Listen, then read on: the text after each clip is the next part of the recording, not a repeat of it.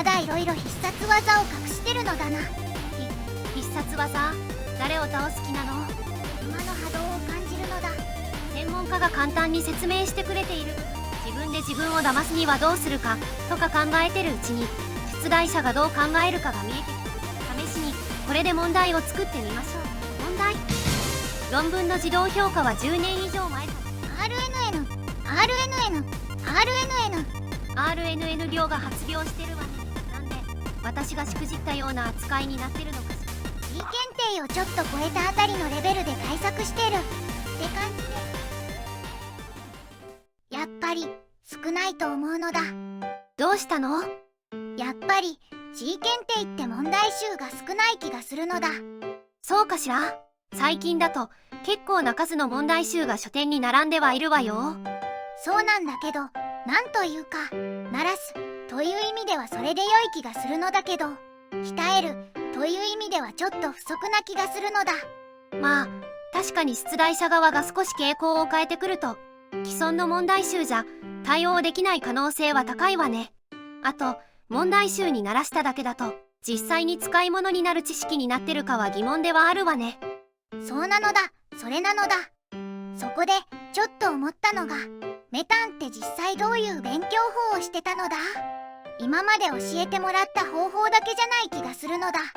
そうね、今までの G 検定対策は私が受験した手応えからこの程度で良いんじゃないって感じで範囲を絞ってるわ。やっぱりそうだったのか。まだいろいろ必殺技を隠してるのだな。必殺技？誰を倒す気なの？隠していたというか、混乱しないように見せないようにしていたってところね。それを聞くべきか聞かないべきか悩むのだ。何しろ変にスイッチ入ったら絶対解説が沼になるのだ。まあ確かにちょっと一般的に言われてる G 検定対策とは違うかしらね。ちなみに産業で言うとどんな感じなのだ？昔は情報なさすぎ、ググっても出てこない。だから論文読みまくり。沼の波動を感じるのだ。論文を読むと言ってもイントロダクションのところだけど、イントロダクション？論文の導入部分で使用している技術とその背景とかが書いてるわね。つまりディープラーニングに関係する様々な技術の関係性を専門家が簡単に説明してくれている部分って思えば良いと思うわ。なるほど、専門家が簡単に説明してくれてるってのはすごいのだ。ちなみにその論文はどこで読めるのだ？図書館か？アーカイブというウェブ上の論文公開サイトよ。ディープラーニングだけじゃなくて物理学、数学、経済学、その他諸々の論文が掲載されてるわ。つまりそれをタダで見放題ってことなのか？そうね。ディープラーニング系の技術の急速な発展の理由の一つがこのアーカイブの存在にもあるようね。みんながすぐに新技術を共有できるし、なんか沼な波動も感じるけど、詳しく聞いてみたい気もするのだ。あとアーカイブの論文をベースに自分で問題を作ったりもしたわね。自分で問題を作ったのか？そうよ。私の時は問題集と呼べるものが一冊しかなかったし、だったら自分で作るしかないじゃない。だから出題者の思考とかを予測しまくりだったのか？そうね。自分で自分を騙すにはどうするかとか考えてるうちに、出題者がどう考えるかが見えてきたというのはあるわね。だったらそのメタンの自作問題を出題してほしいのだ。特に G 検定の出題形式には合わせてはいないわよ。まあ複数のモデルを横断するような問題を作ってた気がするから、学習という意味では効率が良いかもしれないけど、複数のモデルを横断？例えば物体検出機っていろんな種類があって、 RCNN、ファースト RCNN、ファースター RCNN、よろ SSD とか個別に覚えるよりも一括で覚えた方が効率的なのよね。ようわからんけど、自分で問題を作るわけだから効率的に覚えられるような問題も作れるはずってことなのか？そうね。まあ私がそうしたというより、論文のイントロダクションがそういう性質ってことなんだけど、とりあえずダメ元でやってみたい気がしてきたのだ。その前にアーカイブでのディープラーニング系の論文の見つけ方を説明していこうかしら。見つけ方？アーカイブのサイトに行けば見つかるんじゃないのか？アーカイブ自体は様々な論文の掲載をしているわ。ディープラーニングはその中の一部に過ぎないから、普通にサイトに行ってもたどり着けないと思うわよ。それは一応参考のために教えておいてほしいのだ。じゃあまずは Google でアーカイブを検索。多分一番上にヒットするはずよ。確かにそれっぽいのがあるのだ。そしてアーカイブのサイトが開いたらアーティフィシャルインテリジェンスでブラウザ検索。なんかそのまんまのが引っかかったのだ。というかむちゃくちゃいっぱいカテゴリーがあるのだ。そうなのよ。パッと見ディープラーニング系のカテゴリーがあるかすらわからないと思うわ。以前はアーティフィシャルインテリジェンスなんてわかりやすいカテゴリーはなかったから、コンピュータサイエンスのカテゴリーから探していったわね。つまりこの状態でも探しやすい状態と言えるのだな。そしていろいろな論文のタイトルが並んでるのだけど、流し読みして自分の興味を引くようなのを適当に開く。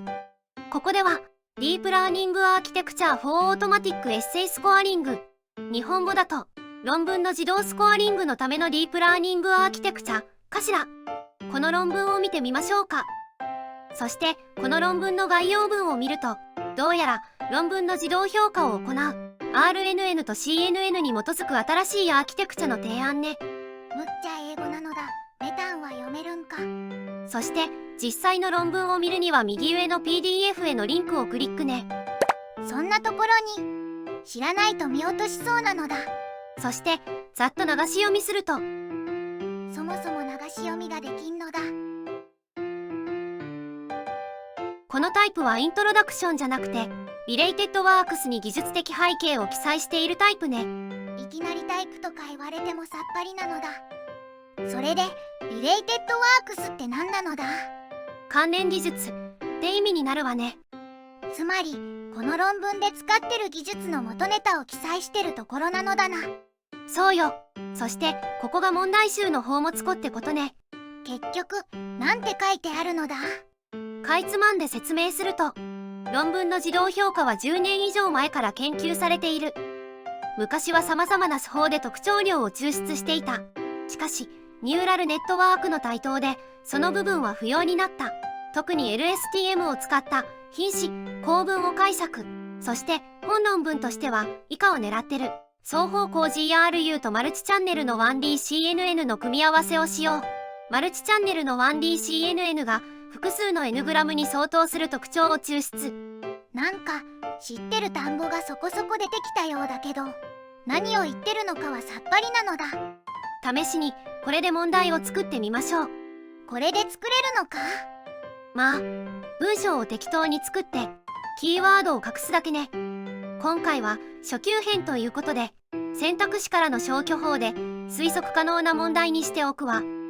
メタンの言う初級編が一般的な初級編な保証が全くないのだ。問題。論文の自動評価は10年以上前から研究されている。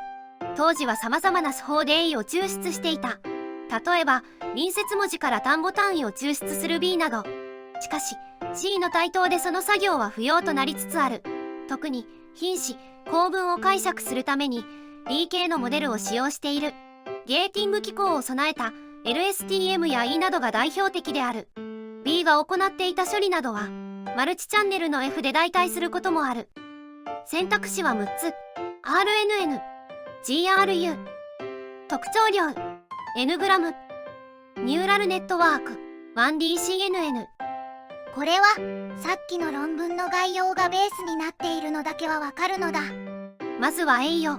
抽出していたって言ってるから、ここは特徴量なのだ。正解。次は B ね。これはなんだ。隣接文字から単語単位よ。これも消去法で攻めるのだ。文字とか言葉ってなんか RNN のイメージがあるのだ。よって RNN。不正解。答えは N グラムね。はう、そういえばさっきその単語は聞いた気がするのだ。次は C。対等で何が対等したのだ。わからん。これが RNN か。広い意味では間違ってはいないとは思うのだけど、ここの問題においては不正解ね。答えはニューラルネットワーク。これもさっきそんなこと言ってたのだ。そして D よ。なんとか K とか言ってるのだ。その後に LSTM がどうたら言ってるから、これこそが RNN。正解。というか、さっきから RNN ばっかり答えてるわよ。なんか RNN を見ると RNN って答えたくなる病にかかってしまったのだ。その病は保険適用外ね。次はいいね。ゲーキングで LSTM だから RNN って答えたくなるのだ。でもさっき RNN は使ったから多分違うのだ。わからん。1DCNN。不正解。答えは GR ゆね。そういえば RNN の中にそういうのがいたのだ。最後は F よ。マルチチャンネル。なんなのだマルチチャンネルって。チャンネルわからん。というか、選択肢が残り1個だからもう答え出てるんだけどな。答えは N グラムなのだ。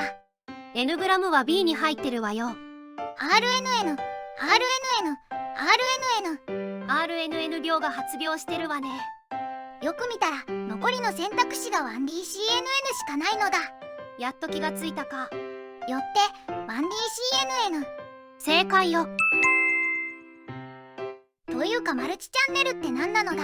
そこからどうやって 1DCNN って答えを導き出すのだ。 CNN って通常は画像を扱うんだけど、画像って RGB の3チャンネルの情報を持ってるの。これを畳み込みカーネルを複数使って3チャンネルより多いチャンネル数に増やしてるのよ。例えば畳み込みカーネルが2つならば3チャンネルが6チャンネルになるわ。よってマルチチャンネルって言葉が出てきたら多分 CNN 系かなって推測ができるわね。あと N グラムが複数の文字を動的に結合して単語にするんで、その性質って CNN の畳み込みの性質に似てるのよ。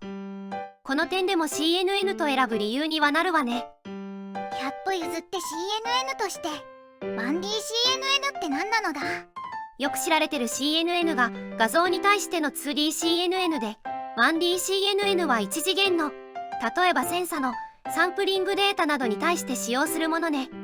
今回は対象が文章で、これも 1DCNN が使用される領域ね。まあ 1DCNN 自体は G 検定には出題されなそうだけど。なぜ G 検定に出題されないのを混ぜたのだ。論文をベースに問題を作ったからね。でも 1DCNN は G 検定には出なくとも結構一般的なものよ。1D 関数の畳み込みによる特徴抽出目的としてよく見かけるわ。そうなのか。まあだったら1000歩譲って OK とするのだ。なんで私がしくじったような扱いになってるのかしら。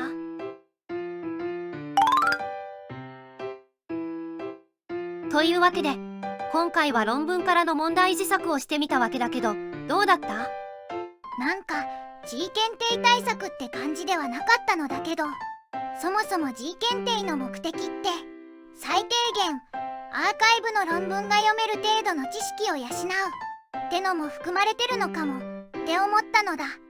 それは私も思ったわ。論文内で関連技術を記載してくれてるんだけど、そもそもその関連技術のことを知らなかったら何が書かれているのか全くわからないものね。 G 検定レベルの知識があればまあなんとかギリギリ読めなくもないって感じね。そういう意味では今回のアプローチは G 検定をちょっと超えたあたりのレベルで対策してるって感じで、これをやり続けたらむっちゃ余裕になるかもしれないのだ。問題自体は以前作ったものが大量にストックされてるから適当なタイミングで出題してもよいわね。今回のが初級編とか言ってたから今後が恐怖でしかないのだ。というわけで本動画はこれで終了です。定期的に自作問題を元にした動画も作っていこうと思うので、気になる方はチャンネル登録いただけると幸いです。あと高評価ボタンも押してくれると嬉しいのだ。それでは最後までのご視聴ありがとうございました。ありましたのだ。